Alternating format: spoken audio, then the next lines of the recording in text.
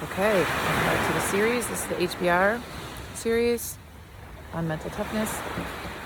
We are going to talk about negotiations. Okay, so there's an article in there on extreme negotiations by Weiss and Donegan and Hughes. It's from 2010.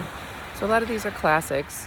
So they're talking about extreme negotiations. And when I have my notes here, I'm reading, so it's okay. But we are at the beach, so life is good. Okay.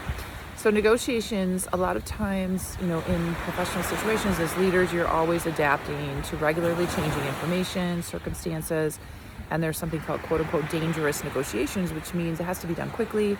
You have the information you have in front of you and you really need to move, right? So there's a perception of danger in that you don't probably have all the answers, but you're going to have to make a decision with what the information that you have. And this is pretty typical, right? And the brain will see this as a threat, because the threat is that it may hurt or threaten your team, your company, your fellow leaders, that there may be a big decision coming up, right? So we call these dangerous or extreme negotiations is what they refer to in this paper. So that you feel this pressure, you project strength and control in this in these negotiations typically, and a lot of times you want to coerce someone, meaning you want to keep your hand hidden, we say, if you're a card player, and maybe you would trade resources. But what they recommend instead is, again, they train the Army in some of these negotiations, is what they called this applied practice of extreme negotiations. Number one, you go through case studies, so you try to look at how people negotiated and break it down into the strategies.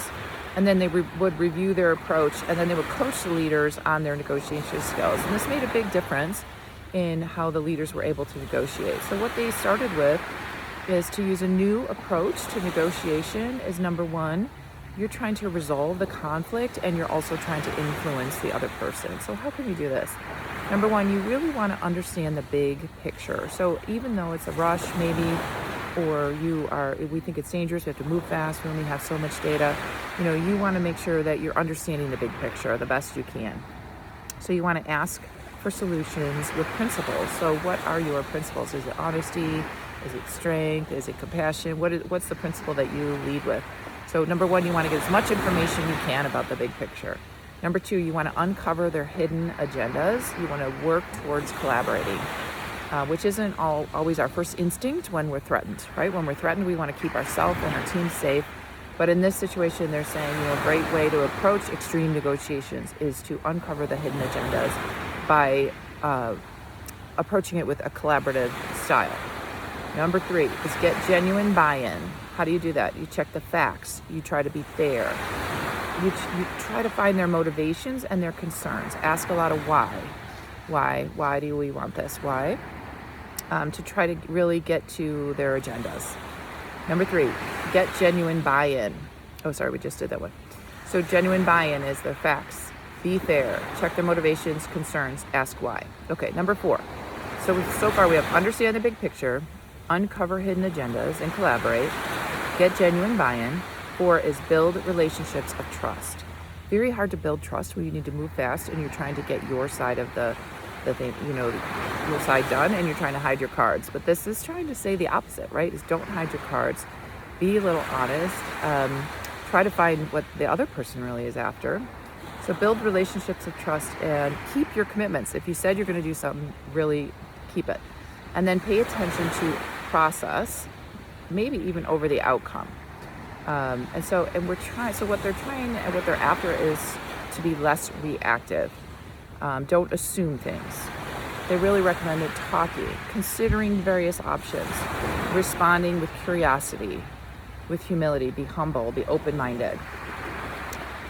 So here we have all five. So number one, understand the big picture, uncover the hidden agendas, get genuine buy-in, build relationships of trust, and pay attention to the process, maybe even over the outcome. That way you get your brain off reactive and threat mode and more in collaborative mode. So what we know just as neuroscience-wise, when we have our brain more in collaborative trust mode, we will think better, right? We will come up with better ideas because we'll use more of our prefrontal cortex. When we're threatened, we have less blood flow to our higher thinking area, which is here in the front of our brain line, according to my head. Okay, so yeah, let me know what you think. Have you used any of these?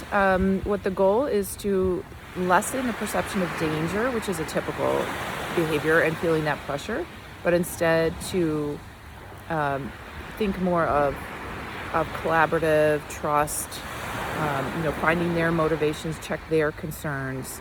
And you know what, all of this will take a little bit longer, but they do say in the study that this paper that it shouldn't take too much longer. But go in with the style of curiosity, humility, open-mindedness.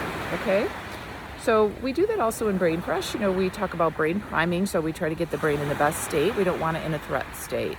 And then we talk about aligning with our own strengths and our own values, and then obviously find the other person where I try to align with them, like this is recommending as well. And then designing, what kind of product do we want to design? What solution do we want to design here? By checking into asking them for their solutions, their ideas, their motivations, their concerns. And then when we do say we're going to do something, we have to stick with it, right? So that will build that trust in our relationship with whoever you're negotiating with. Okay, all the best in your extreme negotiations, your dangerous negotiations. Again, this was a study by Weiss, Donegan, a paper in HBR, Weiss, Donegan, Hughes, 2010. Okay, so let me know what style of negotiations you like to use, what's worked with your teams, and something surprising about negotiations that you learned today.